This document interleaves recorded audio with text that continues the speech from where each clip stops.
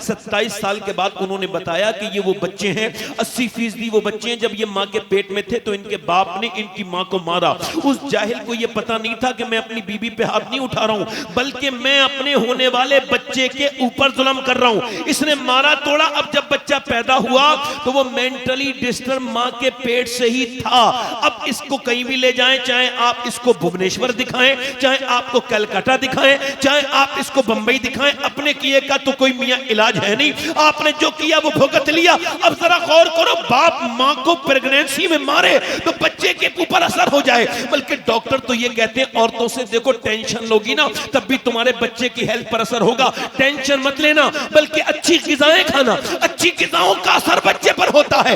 यानी अगर तुम आयरन की चीजें खाओगी, जैसे तुम सेब खाओगी आयरन बढ़ेगा, बादाम खाओगी बच्चे के अंदर आयरन बढ़ेगा, आयरन बेल्ट होगा। अगर तुम चाहती हो विटामिन डी बढ़े तो तुम ऐसा करना, ज्यादा अमरूद खाना, धूप में ज्यादा बैठना। तुम चाहती हो विटामिन सी बढ़े, संतरा खाना, तुम ज्यादा नींबू खाना। मुझे जरा हिसाब करके बताओ ईमानदारी से कि अल्लाह का बनाया हुआ सेब, संतरा, अनार, अमरूद अगर माँ खाए तो बच्चे पे असर हो जाए, तो क्या अल्लाह का कुरान माँ पढ़ेगी तो बच्चे पे असर नहीं होगा? लाजवाब नारे तकबीर, नारे रिसालत, पैगाम इस्लाम।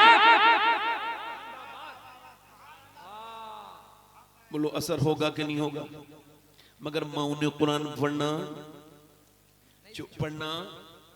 छोड़ दिया। अब मियाओं के ताबीज तो गले में प्रेगनेंसी के बाद डल जाते हैं, बच्चे की हिफाजत हो जाए, बच्चे की हिफाजत हो जाए, बच्चे को कोई नुकसान न पहुंचे। मियाँ भी बड़ा चाव से ताबीज लिखता है, बड़े एटीट्यूड के साथ। हाँ देखना बिल्कुल पागल है, बेवकूफ है मियाँ, इसको खबर ही नहीं कि तेरे इस ताबीज से क्या फर्क हो जाएगा।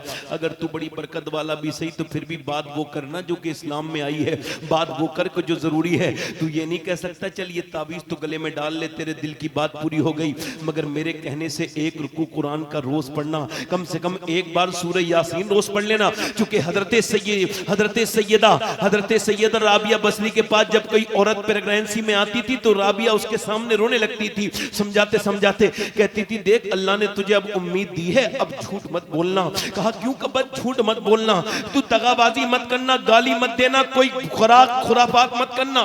कहा क्यों? कहा इस वजह से अगर तू झूठ बोलेगी तो हुजूर का एक उम्मती झूठा पैदा होगा, याद रख। अगर तू बुरा काम करेगी तो अगर तू गीबत करेगी तो हुजूर के एक उम्मती को मां के पेट से ये विरासत में मिल जाएगी गीबत। ऐसा करना, कुरान पढ़ना, ऐसा करना, दुरूद पढ़ना।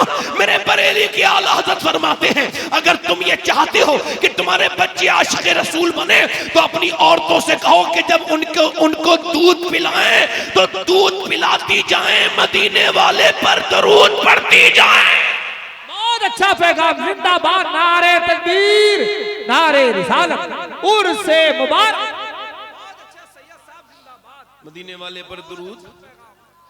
मेरी बहनें सुन ले, मेरी बेटियां सुन ले, मैं आपका भाई हूं, आपकी नौकरी करने आया हूं। हो सकता है कि मुझे मेरे ऊपर ऐसे रहम करके सुनो, हो सकता है ये बंदा आखिरी तकरीर कर रहा हो और हो सकता है ये मर जाए। अल्लाह का शुक्र है कोई इबाम नहीं है इस बात में, मैं अपनी रोज की तौबा कर लेता हूँ। तकरीबन अगर मौत मेरे करीब आएगी भी तो मुझे बहुत ज्यादा उस पर ये नहीं होगा मैंने ये नहीं किया वो नहीं किया, क्योंकि मुझ पर ये राज खल चुका है कि मौत को बता के नहीं आती। बस रोज तौबा कर लो, रोज अपने आप को मौतों में शुमार करो, रोज तौबा कर लो। बस ये इबाम नहीं रहना चाहिए कि वो बता देंगे।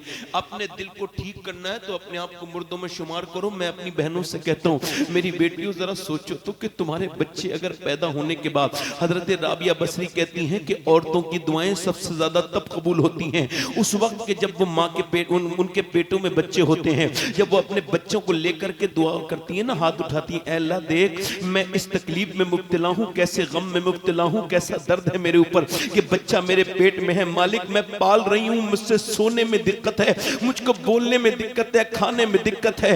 वो औरतें बता सकती हैं जिनके पेट में बच्चे पले हों, हम उसको नहीं बयान कर सकते, मगर बहुत ज्यादा तकलीफें होती हैं। एक बच्चे को क्या पता कि उसकी माँ ने कितनी तकलीफें उठाई हैं पेट में के बाद। मगर वो फरमाती हैं, राबिया बसरी फरमाती हैं, देख मैं तुझसे कहती हूं कि अगर तुझको दुआ की जरूरत है, दुआ कबूल हो तो बस प्रेगनेंसी में बड़ी दुआएं कबूल होती हैं, यानी हमल के दौरान, कि जब मां हाथ उठा के कहती है ऐ अल्लाह, और दुआ क्या करना वो ये भी बताती थी, फरमाती थी ये दुआ कर, ऐ अल्लाह जब तूने मुझे खुशी दिखाई है तो एक करम और करना कि इससे मुझे आखिरत में भी खुश कर देना, और फिर रो के कहना मालिक तूने औलाद दी है तो उसे जहन्नम से बचा लेना, मालिक मेरा बच्चा जहन्नमी ना हो। 10-10 साल के बच्चे जब मोबाइलों में गंदी तस्वीरें देखने लगे, जब 12-12 साल के बच्चे गंदी तस्वीरें देखें और उनको कोई डर ना लगे, इसका मतलब है मां ने पेट के अंदर से बहुत ज्यादा नाइंसाफी की है, मां ने पेट के अंदर से इनकी तरबियत अच्छी नहीं की है, मां ने इनको पेट के अंदर से बिगाड़ना चाहा है।